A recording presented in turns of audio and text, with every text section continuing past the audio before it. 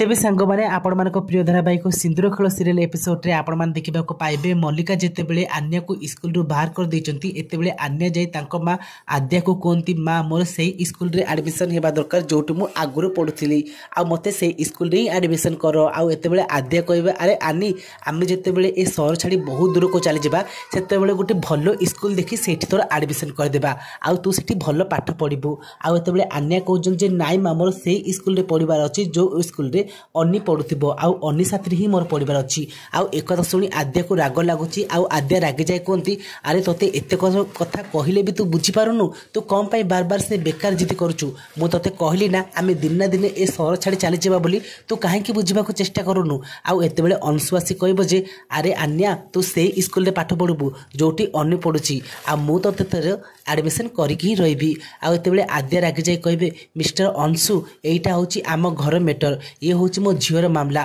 आउ तमे a matter रे मुंड पुरावनी आउ तुमको किए कहूँ आमको ऊपर पड़ी साहाय्य करने तमें पाई आमे बहुत कष्ट पाइचु। तो फ्रेंड्स आपण मानक कौन लगुच कौन आन्या जानी पारिबो अंशु होची प्रकृत रे आन्या को बापा जदि हाँ ताले येस बोली कमेंट करेंगे आउ आद्या आपन को केते पसंद कमेंट रे लिखि जणाइबे।